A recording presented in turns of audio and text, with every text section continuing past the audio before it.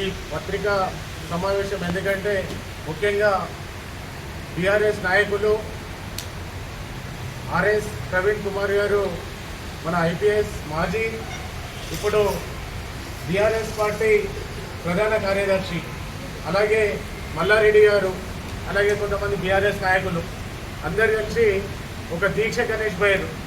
ఏం దీక్ష అనేసి అంటే భూములు గుంజుకుంటారు, రైతుల దగ్గర భూములు గుంజుకుంటారు అనేసి ఓ దీక్ష పెట్టిరు. వాళ్ళ దీక్ష ఎట్లుందంటే దొంగలే దొంగ దొంగ అనేసి మొత్తుకునేట్టుంది వ్యవహారం అంతా. ఆర్ఎస్ ప్రవీణ్ గారు, మీ ఉద్దేశం ఏంది? బహుజనులకి న్యాయం చేస్తా అనేసి మీరు ఐపీఎస్గా రిజైన్ చేసి ఈ ఏదైతే ప్రజలకు న్యాయం చేస్తా అనేసి ప్రజానీకంలోకి వచ్చారు. మీరు ఏం చేస్తూ ఉన్నారు? గడీల బద్దలు కొడతా అన్నారు. ఈరోజు గడీలకి బానిస అయ్యారు మీరు. మీరు ఒక మాట మాట్లాడారు. ఎవరు ఈ వజ్రేష్ యాదవ్, ఎవరు ఈ అంజిరెడ్డి, ఎవరు అనిల్ రెడ్డి అనేసి అన్నారు. వీళ్ళందరూ కూడా ప్రధాన పాత్ర పోషించిన వాళ్ళు. ఈరోజు ప్రజాపాలన రేవంత్ రెడ్డి గారు సర్కార్ రావడానికి, ప్రజాపాలన రావడానికి ప్రధాన సూత్రధారులు. మా డీసీసీ గారి గురించి మాట్లాడతారు మీరు ఎవరు అనేసి అంటున్నారు.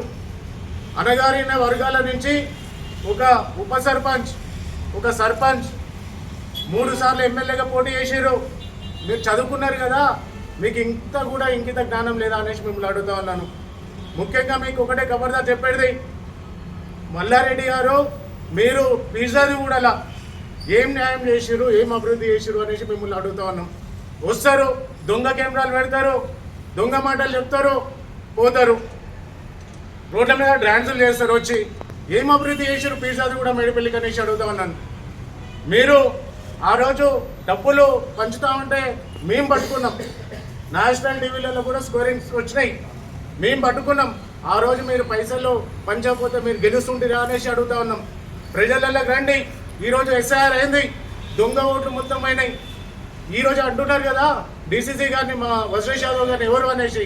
ఈసారి ఓట్లు ప్రజానీకం చెప్తుంది ఆయన ఎవరు అన్నది.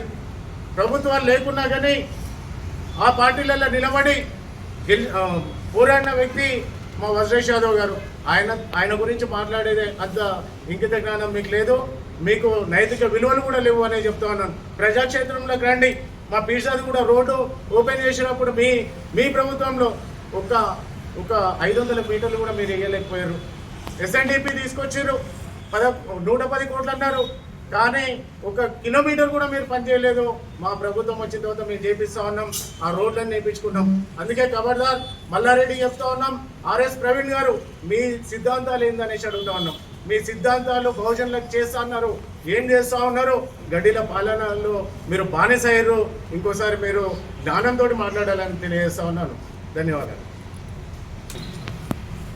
2 రోజుల క్రితం టీఆర్ఎస్ నాయకులు ఏదైతే మా నాయకుడి పైన అనుచిత వ్యాఖ్యలు చేసిరో, వజ్రేష్ యాదవ్ ఎవరు, అంజిరెడ్డి ఎవరు, అనిల్ రెడ్డి ఎవరు అనే ఉద్దేశంతో ఆయన మాట్లాడుతూ ఉన్నాడు. మరి మా లోకల్ ఏరియాకి వచ్చి నువ్వు ఎవరు, అసలు నీకు ముందు నువ్వు ఆ జుట్టు పెంచుకో.